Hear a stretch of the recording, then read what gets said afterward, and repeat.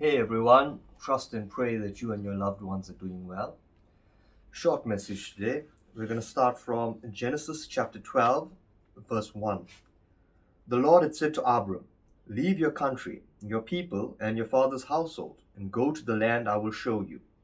I will make you into a great nation, and I will bless you. I will make your name great, and you will be a blessing. I will bless those who bless you, and whoever curses you I will curse. And all peoples on earth will be blessed through you." So Abram left as the Lord had told him, and Lot went with him. Abram was 75 years old when he set out from Haran. So I know here at Pursuit we've been a bit inactive the past 2 weeks. We're in a bit of a transitionary period, but we still love each and every one of you. And for those of you wondering, no, this is not just a cosmetic change. Recently, I had to go to the optometrist. I knew my eyesight was going, but I wasn't too sure how bad it was. And after getting tested and using glasses, I've come to realize that my eyesight was actually kind of terrible. And this is a big improvement. Why do I bring this up? Because sometimes we can't see that we're on the wrong path until we see the right path ahead of us. Sometimes our vision is distorted, and we go on with that for so long because we think that's the norm. And then we see something clearly and we can't look back. Now, in Abram's case, as he became later known, Abraham, when God spoke to him, he told him, "Go out, I'm going to take you somewhere." And if you think back to the time that this was happening, it would be the equivalent of hearing a voice in your head or maybe out loud telling you to go. And when I used to teach this to kids, it was a bit strange because I always wondered, how would that conversation have worked? If a voice just told you to go, would you? What would that look like? Would the people around you think that you're mad, insane? Leave your home, leave your family, take what you need and just go. And I'm going to take you somewhere and make you something greater. We look at Hebrews chapter 11 from verse 8. By faith, Abraham, when called to go to a place he would later receive as his inheritance, obeyed and went, even though he did not know where he was going. By faith, he made his home in the promised land, like a stranger in a foreign country. He lived in tents, as did Isaac and Jacob, who were heirs with him of the same promise. For he is looking forward to the city with foundations, whose architect and builder is God. You see, life is a journey, and all of us are on this journey. And during that period, we have different phases that we need to go through.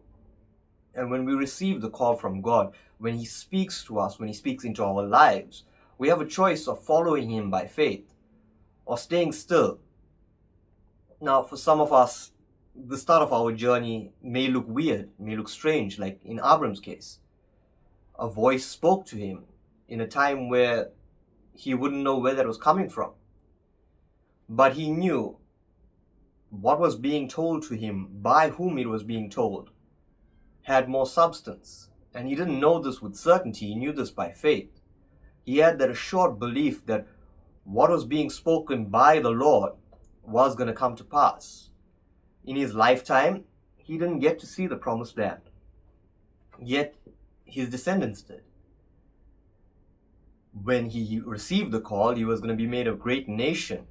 Yet, we know that he didn't father that many children, not according to biblical standards anyways.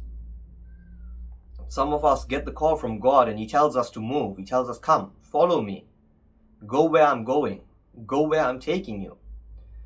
And it looks weird, and we look at our hurt, our heartbreak, our disappointment, and we don't want to move in that direction because it's hard. Some of us hear the call and we're like, "Thank you, God, for saving me," but we don't want to journey any further.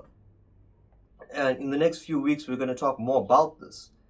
But when God speaks to you, when He saves you, it's not just for you to stay where you are. It's for something greater to happen within you, not just for you, but for those around you. If we look at the world today, the Abrahamic religions are the majority of religious beliefs. You've got Islam, Judaism, and Christianity that all stemmed from Abraham hearing that call and going forth with it. We don't know what the impact of our journey is going to be. We don't know how much we're going to have to sacrifice along the way. We don't know how far reaching it's going to be or how long it's going to be. We saw Abraham's age at that point when he left for the journey. Some of us may feel like it's too late for us to do anything. It's too late for us to follow God. But it's never too late. It's never too late to carry on following God, to go further with Him, to know Him more.